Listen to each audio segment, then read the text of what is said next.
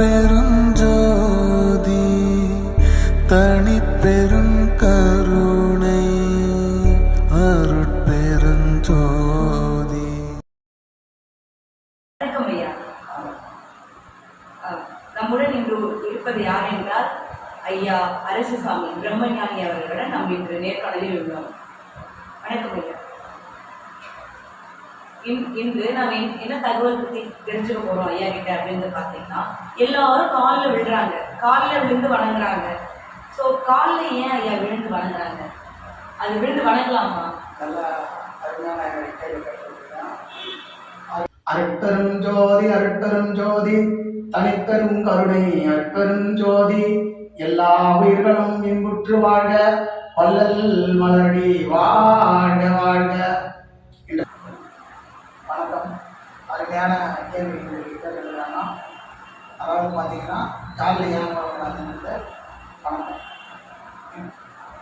தர்மம் தொலைக்காட்சி நேயர்களுக்கு வணக்கம். அதே நேரத்தில் உலக பொதுமக்கள் அனைவருக்கும் வணக்கம். அற்புதமான கேள்வி கேட்டது இறங்கம்மா. காலில் விழுறது வந்து நல்லதா கெட்டதா அப்படின்னு கேட்டுருக்காங்க. காலில் விழுறது வந்து திருவருட் பிரகாச வள்ளலார் வந்து இது அனுமதிக்கல. ஏன் அதை அனுமதிக்கல அப்படின்னு சொல்லிட்டு கேட்டாக்கா, வள்ளலார் காலத்தில் வள்ளலார் சொற்பொழி பேசிட்டு வந்துனே இருக்கும்போது முடிஞ்சிட்டு வரும்போது பெரியவங்கெல்லாம் வராங்க. அதாவது பெரியவங்கன்னா அந்த காலத்தில் உள்ள ஞானிகள், சித்தருங்க ஞானின்னு சொல்கிறாங்க. அந்த மாதிரி அவரை பின்தொடர்ந்து ஒரு 4 பேர் வராங்க. வரும்போது அந்த ஆசிரமத்துக்கு கிட்ட வரும்போது ஏன் என்னை பின்தொடர்ந்து வரீங்கன்னு வளர்ந்துருக்கான்னு கேட்குறாரு. அப்போ அவர் சொல்கிறாரு, ஐயா உங்களோட சொற்பொழி இது வரைக்கும் உலகத்திலேயே இந்த மாதிரி வார்த்தையெல்லாம் நான் கேட்கல, அந்த மாதிரி வார்த்தையை நீங்கள் சொன்னீங்க அப்படின்ட்டு சொல்கிறாங்க. அப்போ சொல்லும் போது அவங்க வந்து எங்களை அறிமுகப்படுத்திக்கிறீங்க அப்படின்னு சொல்லிட்டு அவங்களும் சொல்கிறாங்க, ஐயா நான் வானத்தை பார்த்தோன்னா மழை பெய்யும், அந்த மாதிரி வித்தை கற்றுக்கிறேன். ஒருத்தர் சொல்கிறாரு, நான் தீம் ஜோலை உருவாக்கி அதில் உள்ளே போய் வெளியே வருவேன், அந்த மாதிரி வித்தை கற்றுக்கிறேன். இன்னொருத்தர் சொல்கிறாரு, எந்த உலகத்து மேலே நான் ரசம், அதாவது மூலிகை ரசத்தை போட்டால் தங்கமாக மாறும். இந்த மாதிரி அவர்களுடைய திறமைகளை வந்து வள்ளல் பெருமாள் சொல்லிட்டு அவர்கிட்ட கேட்குறாங்க, உங்களுடைய வார்த்தை வந்து உலகத்திலே நாங்கள் கேட்கல, அந்த வார்த்தை எப்படியா வந்தது, எவ்வளோ அற்புதமாக பேசுறீங்க இல்லை அப்படின்னு கேட்டதுக்கு அவர் வள்ளல் பெருமாள் அருமையான வார்த்தை சொல்கிறார். என்னன்னு பார்த்தீங்கன்னா, நான் உரைக்கும் வார்த்தையெல்லாம் நாயகன் தன் உரைத்த வார்த்தை.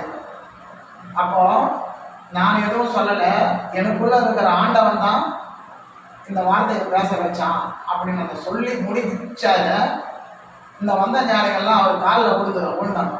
விழுந்த பிறகு அந்த இடத்துல இருந்து ஐயா ஒரு 10-20 அடி தூரம் வந்துக்கிறாரு. எழுந்து பார்த்தா தெரியல. என்னடா ஐயா அங்கே இருந்தாலும் எங்கே காணும் அப்படின்னு சொல்லிட்டு அவங்க முடிச்சு திரும்பி பார்த்தா ஐயா தூரம் அடிக்கிறேன்.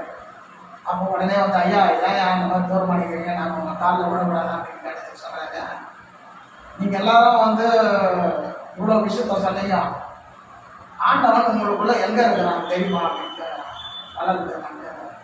வள்ளல் பெருமான் கேட்கும்போது அவங்க சொல்றாங்க, தெரியுங்க. அப்போ கரெக்டாக சொல்றாங்க, தலையில தான் இருக்கிறாரு. அப்போ தலையில இருக்கும்போது அதான் சொல்றாரு, பழமொழியே இருக்குது, செஞ்சான் உடம்புக்கு சிரசே பிரதானம் சொல்றாங்க தெரியுமெல்லாம். அப்போ ஆண்டவன் தலையில இருக்கிற அந்த ஆண்டவனை என் காலடியில சமர்ப்பிக்கலாமா அப்படின்னு சொல்லிட்டு வள்ளல் பெருமான் கேட்கும்போது அப்போ அவங்க புரிஞ்சுக்கிறாங்க, ஆனா இவ்வளோ பெரிய அற்புதமான ஒரு விளக்கத்தை இந்த உலகத்தில் யாருமே கொடுத்ததில்லை. அந்த மாதிரியான ஒரு விளக்கத்தை கொடுத்து தன்னை எந்த அளவுக்கு அடக்கம் பாருங்க, அதுவும் சொல்றார் வள்ளுவர், அடக்கம் அமரர்களுக்கும் அடங்காமை யார்கள் உயிர்விடுங்க. அந்த திருக்குறள் வள்ளுவர் பெருமானுக்கு ஏற்ற மாதிரி வள்ளல் பெருமான் அடக்கத்தில் மட்டும் இல்லை, அன்பு கருணை இரக்கம் தயவு பண்பு பணிவு பாசம் சேவ மனப்பான்மை இது போல பேர் அருளை பெற்றவர் தான் திருவருட் பிரகாச வள்ளல் பெருமான்.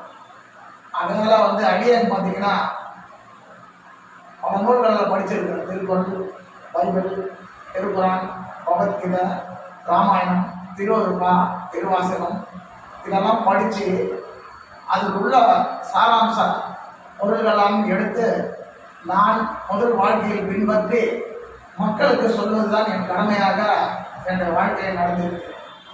அதனால ஏன் இதை சொல்கிறேன் அப்படின்னா, என்னுடைய வாழ்க்கையில் வந்து பார்த்தீங்கன்னா எந்த குறையும் இல்லாமல் வாழ்ந்துட்டு இருக்கிற ஒரே ஆள் வந்து இந்த உலகத்தில் நான் தான் இருப்பேன். ஒரு சின்ன ஒரு ஆணவம் இருக்குது. ஆனாலும் ஒரு பக்கம் ஆணவம், ஆனால் இன்னொரு பக்கம் என்னன்னு பார்த்தீங்கன்னா இந்த எல்லா மக்களும் நல்லா இருக்கணுன்ற ஒரு எண்ணம். எப்படின்னா நோய் இல்லாமல் இருக்கணும், நல்ல ஒற்றுமையாக இருக்கணும், நிம்மதியாக இருக்கணும், கடன் தொல்லை இல்லாமல் இருக்கணும். இதுக்கெல்லாம் தான் இந்த வாழ்வியல் முறையை கருத்துக்குன்னு இதை நான் ஃபாலோ பண்ணோன்னா என்னோட வாழ்வில் எல்லா வளமும் நலமும் பெற்று எனக்கு நல்லா இருக்கு. அந்த நல்ல எண்ணத்தோடு தான் நீங்களும் எல்லோரும் நல்லா இருக்கணுன்ற எண்ணத்தில் நான் இந்த அருள் உரையை உங்களுக்கு எல்லாருக்கும் பகிர்ந்துக்கணும், உலக மக்கள் எல்லோருக்கும் பகிர்ந்துக்கணும்னு ஆசையால் தான் இதை வெளியிட எடுக்கிறேன். இதை கேட்டு நீங்கள் எல்லோரும் பயனடைகள். அதே நேரத்தில் காலில் ஏன் விடக்கூடாதுன்றதுக்கு சொல்லிட்டோம். இப்போ காலில் அப்போ உங்களுக்குள்ள ஒரு கேள்விகள் இருக்கும். என்னன்னா இப்போ உலகில் வந்து பல பழமொழி சொல்லிடுறாங்க. என்னன்னு பார்த்தீங்கன்னா மாதா பிதா குரு தெய்வம்ன்றாங்க. அப்போ அம்மா காலில் கூட விடக்கூடாதா, அப்பா காலில் கூட விடக்கூடாதா, குரு காலில் கூட விடக்கூடாதா அப்படின்னு சொல்லிட்டு ஒரு சந்தேகம் இருக்கும். அதாவது காலில் விழுறத விட நீங்கள் மகாபாரதத்தில் கேட்க பார்த்துருப்பீங்க. அதாவது வந்து கிருஷ்ண பரமாத்மா காலில் வந்து அர்ஜுனை விட மாட்டார், முட்டி போட்டு மண்டிடுவார். மண்டிட்டு இப்படி குண்டார் பார்த்தீங்கன்னா அந்த மாதிரி கும்பிடலாம், கையெழுத்து இப்படி கும்பிடலாம், வணங்கலாம், முகத்தை பார்த்து கையெழுத்து கும்பிட்டு அந்த வணக்கத்தை வந்து தெரிவிச்சுக்கலாம். ஆனால் சாஸ்தாங்க நமஸ்காரம் பண்ணுறாங்க பார்த்தீங்களா, காலில் வந்து அது பண்ணக்கூடாது. அதனால் இது ஏன் பண்ணக்கூடாதுன்னு உங்களுக்கு சொல்லிட்டேன். நம்மளுக்குள்ளே தான் ஆண்டவன் இருக்கிறான். அந்த ஆண்டவன் இருக்கிறத மற்றவங்க காலில் போய் விழுந்து